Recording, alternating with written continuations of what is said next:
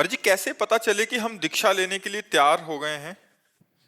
दीक्षा लेने के लिए सब तैयारी है। बस मांस, मदिरा, व्यभिचार, जुआ, परधन अपहरण, इन बातों को छोड़ दे।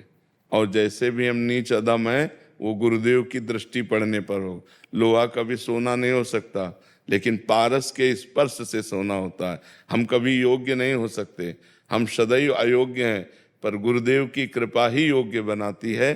तो हम अयोग्य होकर गुरुदेव की शरण में जाएंगे तो सच्ची शरणागति होगी। अगर हम अपने को योग्य समझकर गुरु की शरण में जाएंगे तो शरणागति ही नहीं होगी।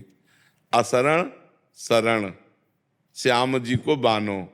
जब हम असरण हुए तब शरणागति हुई, जब हम अयोग्य हुए तब गुरुदेव की शरण हुई। तो हम अयोग्य हैं, पर ये बातें नहीं होनी चाहिए।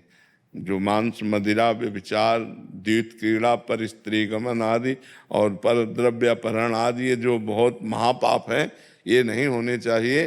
और फिर गुरु की शरण में जाए तो बहुत जल्दी लाभ प्राप्त होता है। और फिर दूसरी बात, हम जैसे हैं वैसे गुरु की शरण में चले जाए, वो संभाल लेंगे। अस्पताल बना ही बीमार लोगों के लिए है। अस्पताल के बाहर लिख दे कि आपको टीबी, कैंसर, किसी भी तरह का रोग ना हो, फिर आप एडमिट होइएगा, तो अस्पताल हंसी का पात्र होगा कि नहीं होगा? भाई अस्पताल तो हाई रोगी लोगों के लिए।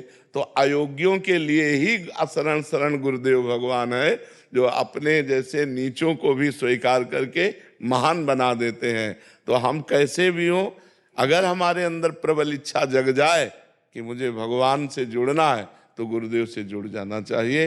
वो यही योग्यता है, प्रबल इच्छा होना ही योग्यता है।